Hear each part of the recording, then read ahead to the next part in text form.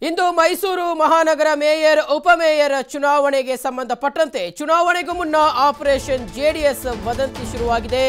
JDS BJP ಮೈತ್ರಿಕೂಟಕ್ಕೆ ಈ ಬಾರಿ mayor ಸ್ಥಾನ ಸಿಗೋದು ಡೌಟ್ ಆಗ್ತಾ ಇದೆ. ಮೇಯರ್ ಸ್ಥಾನ ಎಸ್ಸಿ ಮಹಿಳೆಗೆ, ಉಪಮೇಯರ್ ಸ್ಥಾನ ಎಸ್ಟಿ ಮಹಿಳೆಗೆ ಮೀಸಲಾಗಿರುವಂತದ್ದು. ಮೇಯರ್ ಸ್ಥಾನಕ್ಕೆ ಕಾಂಗ್ರೆಸ್ನ ಆರ್ ಕಮಲಾ ಹಾಗೆ ಭಾಗ್ಯವತಿ ನಡುವೆ ಪೈಪೋಟಿ ಶುರುವಾಗಿದೆ. ಆರ್ ಕಮಲಾ ಪರ ಕಾಂಗ್ರೆಸ್ ಮುಖಂಡರು ಒಲವನ್ನ ತೋರಿಸಿದ್ದಾರೆ. ಹೀಗಾಗಿ ಬಂಡಾಯ ಅಭ್ಯರ್ಥಿಯಾಗಿ ಕಣಕ್ಕಿಳಿಯಲು ಭಾಗವತಿ ಚಿಂತನೆಯನ್ನ ತೋರಿಸ್ತಾ ಇದ್ದಾರೆ.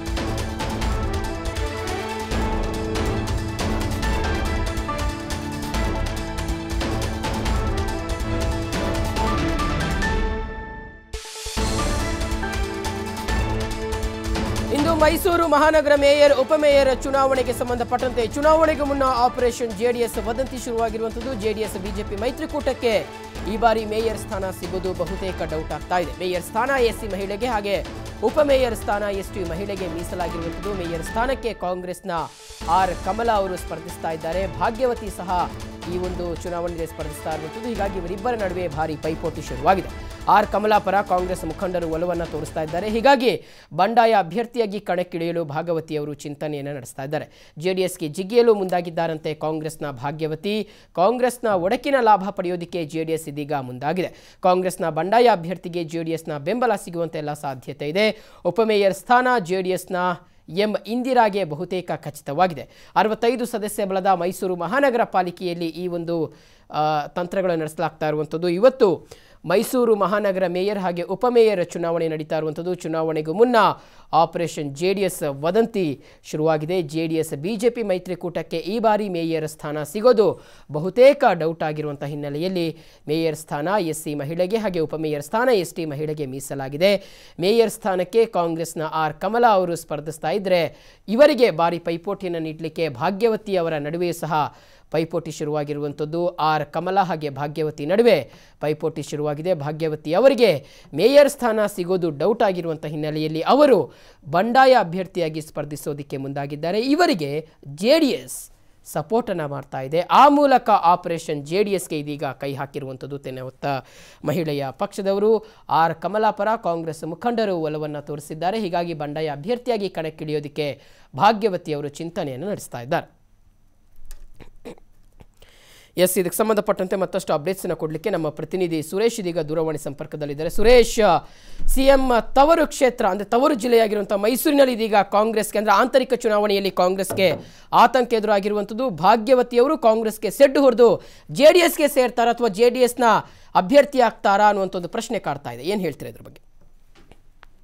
ಖಂಡಿತ ಶಿವಶಂಕರ್, ಮೈಸೂರಿನಲ್ಲಿ ಅದು ಸಿಎಂ ಅವರಿಗೆ ಒಂದು ಮುಖಭಂಗ ಮಾಡಬೇಕು ಅಂತೇಳಿ ಕಳೆದ 4 ಬಾರಿಯ ಒಂದು ಮೇಯರ್ ಚುನಾವಣೆಯಲ್ಲೂ ಕೂಡ ಬಿಜೆಪಿ ಹಾಗೆ ಜೆಡಿಎಸ್ ಒಂದು ಹೊಂದಾಣಿಕೆಯ ಒಂದು ರಾಜಕಾರಣ ಮಾಡಿಕೊಂಡು ಅಲ್ಲಿ ಮೇಯರ್ನ ಒಂದು ಗದ್ದೆಗೆ ಸ್ಥಾನವನ್ನ ಒಂದು ಅಲಂಕರಿಸಿತ್ತು. ಆದ್ರೆ ತದನಂತರ ಕೊನೆಯ ಅವಧಿಗೆ ಇರುವಂತಹ ಒಂದು ಮೇಯರ್ ಸ್ಥಾನವನ್ನು ಕೂಡ ಜೆಡಿಎಸ್ ಮತ್ತೆ ಬಿಜೆಪಿ ಹೊಂದಾಣಿಕೆ ಮಾಡ್ಕೋಬೇಕು ಅನ್ನೋ ಒಂದು ಸಿದ್ಧತೆಯನ್ನ ಮಾಡ್ಕೊಂಡಿತ್ತು. ಆದ್ರೆ ಇದಕ್ಕೆ ಸಿಎಂ ಸಿದ್ದರಾಮಯ್ಯ ಅವರು ಒಂದು ತಂತ್ರವನ್ನ ಮಾಡಿದ್ರು. ಅಂದ್ರೆ ಮೀಸಲಾತಿ ಅಸ್ತ್ರವನ್ನ ಉಪಯೋಗಿಸಿ ಮೇಯರ್ ಆಗಿ ಉಪಮೇಯರ್ 2 ಸ್ಥಾನವನ್ನು ಕೂಡ ದಲಿತ ಮಹಿಳೆಗೆ ಕೊಡುವಂತ ಮುಖಾಂತರ ಎರಡೂ ಪಕ್ಷದಲ್ಲಿ ಅಂದ್ರೆ ಜೆಡಿಎಸ್ ಆಗಿ ಬಿಜೆಪಿ ಎರಡೂ ಪಕ್ಷದಲ್ಲೂ ದಲಿತ ಮಹಿಳೆಯರು ಇಲ್ದಿರೋ ಒಂದು ಹಿನ್ನೆಲೆಯಲ್ಲಿ ಈ ಒಂದು ಅಸ್ತ್ರವನ್ನ ಪ್ರಯೋಗ ಮಾಡಿದ್ರು. ಹಾಗಾಗಿ ಈಗ ಕಮಲಾ ಹಾಗೆ ಭಾಗ್ಯವತಿ ನಡುವೆ ಒಂದು ನೇರ ಒಂದು ಸ್ಪರ್ಧೆ ಒಡ್ಡಿತ್ತು. ಕಾಂಗ್ರೆಸ್ನಿಂದ ಇಬ್ಬರು ಕೂಡ ಮೇಯರ್ ಆಕಾಂಕ್ಷಿಗಳಾಗಿದ್ರು. ಆದ್ರೆ ಕೊನೆಯ ಗಳಿಗೆಯಲ್ಲಿ ಭಾಗ್ಯವತಿ ಅವರಿಗೆ ಎಲ್ಲೋ ಒಂದ್ ಕಡೆ ಈ ಒಂದು ಮೇಯರ್ ಸ್ಥಾನವನ್ನ ಒಂದು ತಪ್ಪಿಸೋ ಒಂದು ಹುನ್ನಾರ ನಡೀತು. ಹಾಗಾಗಿ ಕಮಲಾ ಅವ್ರಿಗೆ ಎಲ್ಲಾ ಒಂದು ಕಾಂಗ್ರೆಸ್ ಮುಖಂಡರು ಕೂಡ ಒಂದು ಜೈ ಅಂದಿದ್ರು. ಹಾಗಾಗಿ ಎಲ್ಲೋ ಒಂದ್ ಕಡೆ ಭಾಗ್ಯವತಿ ಇಂದು ಬೆಳಗ್ಗೆ ಯಾರಿಗೂ ಕೂಡ ಒಂದು ತಿಳಿಯದಂತೆ ಹಿಂಬಾಗಿಲ ಒಂದು ಬಾಗಿಲಿಂದ ಬಂದು ಮೇಯರ್ ಒಂದು ಸ್ಪರ್ಧೆಗೆ ಈಗಾಗಲೇ ಒಂದು ನಾಮಿನೇಷನ್ ಅನ್ನು ಕೂಡ ಸಲ್ಲಿಸಿ ಹೋಗಿದ್ದಾರೆ. ನಾಯಕರು ಕಾಂಗ್ರೆಸ್ ಮುಖಂಡರು ಮಾಡಿದಂತ ಸಭೆಗೂ ಕೂಡ ಅವರು ಗೈರಾಗಿದ್ದಾರೆ ಅನ್ನೋ ಒಂದು ಮಾಹಿತಿ ಕೂಡ ಲಭ್ಯ ಆಗಿರುವಂತದ್ದು. ಹಾಗಾಗಿ ಎಲ್ಲೋ ಒಂದ್ ಕಡೆ ಅವರನ್ನ ಭಾಗ್ಯವತಿಯನ್ನ ಈಗಾಗಲೇ ಜೆಡಿಎಸ್ ಮುಖಂಡರು ಒಂದು ಸೇರ್ಕೊಂಡಿದ್ದಾರೆ. ಜೊತೆಯಲ್ಲಿ ಅವರ ಒಂದು ಕಡೆಯಾಗಿ ಅಂದ್ರೆ ಬಂಡಾಯ ಕಾಂಗ್ರೆಸ್ ಅಭ್ಯರ್ಥಿಯಾಗಿ ಈಗ ಏನಾದ್ರು ಭಾಗ್ಯವತಿ ಸ್ಪರ್ಧೆ ಮಾಡುವ ಹಿನ್ನೆಲೆಯಲ್ಲಿ ಎಲ್ಲರೂ ಕೂಡ ಭಾಗ್ಯವತಿಗೆ ಒಂದು ಸಪೋರ್ಟ್ ಮಾಡುವಂತ ಒಂದು ಸಾಧ್ಯತೆಗಳು ಹೆಚ್ಚಾಗಿದೆ. ಈ ಮುಖಾಂತರವಾಗಿ ನಾವೇ 5 ವರ್ಷಗಳ ಕಾಲ ಸತತ 5 ಬಾರಿಗೂ ಕೂಡ ಜೆಡಿಎಸ್ ಇಲ್ಲಿ ಒಂದು ಪ್ರಾಬಲ್ಯವನ್ನ ಸಾಧಿಸಿತ್ತು. ಹಾಗಾಗಿ ಜೆಡಿಎಸ್ಗೆ ಬಿಜೆಪಿ ಕೂಡ ಒಂದು ಸಹಕಾರ ನೀಡಿತು. ಹಾಗಾಗಿ ಯಾವುದೇ ಕಾರಣಕ್ಕೂ ಸಿಎಂ ಸಿಎಂ ತವರಲ್ಲಿ 5 ಬಾರಿಯಲ್ಲಿ 1 ಬಾರಿ ಕೂಡ ಅವರಿಗೆ ಒಂದು ಕೊಡಬಾರದು ಒಂದು ಅಧಿಕಾರವನ್ನ ಮೇಯರ್ ಗದ್ದೆಗೆ ಅಂತೇಳಿ ಈ ಒಂದು ಮಾಸ್ಟರ್ ಮಾಡ್ಕೊಂಡಿದ್ದಾರೆ. ಹಾಗಾಗಿ ಕೊನೆ ಕ್ಷಣದವರೆಗೂ ಕೂಡ ಇನ್ನೂ ಕೂಡ ತೀವ್ರ ಕುತೂಹಲ ಮೈಸೂರು ಮಹಾನಗರ ಪಾಲಿಕೆ ಒಂದು ಚುನಾವಣೆ ಮೂಡಿಸಿದೆ ಅಂತ ಹೇಳ್ಬೋದು. ಶಿವಶಂಕರ್, ಸುರೇಶ್, ಈಗಾಗಲೇ ಜೆಡಿಎಸ್ನ ಇಂದಿರಾಗೆ ಉಪಮೇಯರ್ ಸ್ಥಾನ ಬಹುತೇಕ ಖಚಿತ ಆಗಿರೋದ್ರಿಂದ ಮೇಯರ್ ಸ್ಥಾನವನ್ನು ಸಹ ಕಬಳಿಸೋದಕ್ಕೆ ಜೆಡಿಎಸ್ ಈ ರೀತಿಯಾಗಿ ಹುನ್ನಾರವನ್ನು ನಡೆಸ್ತದೆ. ಯಾವ ರೀತಿಯಾಗಿ ಲೆಕ್ಕಾಚಾರ ಮಾಡ್ತಾ ಇದೆ ಜೆಡಿಎಸ್?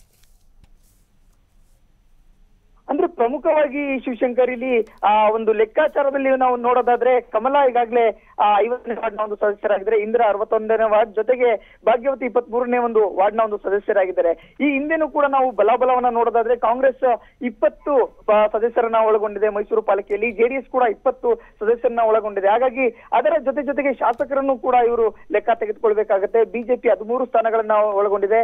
ಇತರೆ ಎಲ್ಲರೂ ಸೇರಿ ಅಂದ್ರೆ ಪಕ್ಷೇತರರು 7, SGPI 3, ಹಾಗೆ BSR ಕಾಂಗ್ರೆಸ್ 1, KJP 1, ಈ ರೀತಿಯಾಗಿ ಬಲಾಬಲವನ್ನ ತೆಗೆದುಕೊಂಡಂತ ಒಂದು ಸಂದರ್ಭದಲ್ಲಿ ಎಲ್ಲರೂ ಕೂಡ ಜೆಡಿಎಸ್ಗೆ ಹೆಚ್ಚಿನ ಒಂದು ಪ್ರಾಧಾನ್ಯತೆಯನ್ನ ಈ ಒಂದು ಮೈಸೂರು ಪಾಲಿಕೆಯಲ್ಲೇ ಕೊಟ್ಟಿರ್ತಾರೆ. ಆದ್ರೆ ಈ ಬಾರಿನೂ ಕೂಡ ಜೆಡಿಎಸ್ ಮತ್ತೆ ಬಿಜೆಪಿ ಹೊಂದಾಣಿಕೆ ಮಾಡ್ಕೋಬೇಕು ಅನ್ನೋ ಒಂದು ಚಿಂತನೆಯನ್ನ ಮಾಡಿತ್ತು. ಇದಕ್ಕೆ ಸಿಎಂ ಅವರು ತಣ್ಣೀರನ್ನ ಎರಚಿದ್ರು. ಆದ್ರೆ ಯಾವುದೇ ಕಾರಣಕ್ಕೂ ಸಿಎಂಗೆ ಈ ಒಂದು ತನ್ನ ತವರಲ್ಲಿ ಅಂದ್ರೆ ಇವತ್ತು ಸ್ವತಃ ಸಿಎಂ ಸಿದ್ದರಾಮಯ್ಯನವರು ಮೈಸೂರಿನಲ್ಲೇ ಬೀಡು ಬಿಟ್ಟಿದ್ದಾರೆ. ಹಾಗಾಗಿ ಅವರ ಒಂದು ಸಮ್ಮುಖದಲ್ಲೇ ಒಂದು ಚುನಾವಣೆಯ ತಂತ್ರವನ್ನ ಉಪಯೋಗಿಸಿ ಜೆಡಿಎಸ್ ತನ್ನ ಆಧಿಪತ್ಯವನ್ನ ಸಾಧಿಸಬೇಕು ಅಂತೇಳಿ ಒಂದು ಪ್ಲಾನ್ ಅನ್ನ ಮಾಡ್ಕೊಂಡಿದ್ದಾರೆ. ಹಾಗಾಗಿ ಎಲ್ಲೋ ಒಂದ್ ಕಡೆ ಭಾಗ್ಯವತಿ ಮತ್ತೆ ಕಮಲಾ ಇಬ್ಬರ ಒಂದು ಪೈಪೋಟಿಯಲ್ಲಿ ಭಾಗ್ಯವತಿಯನ್ನ ಈಗಾಗಲೇ ಒಂದು ಕಡೆಗಣಿಸಲಾಗಿರುವಂತದ್ದು. ಹಾಗಾಗಿ ಭಾಗ್ಯವತಿಯನ್ನ ಇನ್ನಿತರ ಪಕ್ಷಗಳೇನಿದೆ ಅವರು ಒಂದು ಹೊಂದಾಣಿಕೆ ಮಾಡಿಕೊಂಡು ತಮ್ಮ ಪ್ರಾಬಲ್ಯ ಸಾಧಿಸಬೇಕು ಅಂತೇಳಿ ಪ್ಲಾನ್ ಮಾಡ್ಕೊಂಡಿದ್ದಾರೆ. ಶಿವಶಂಕರ್, ಓಕೆ ಸುರೇಶ್, ಧನ್ಯವಾದ ತಮ್ಮೆಲ್ಲ ಮಾಹಿತಿಗಾಗಿ.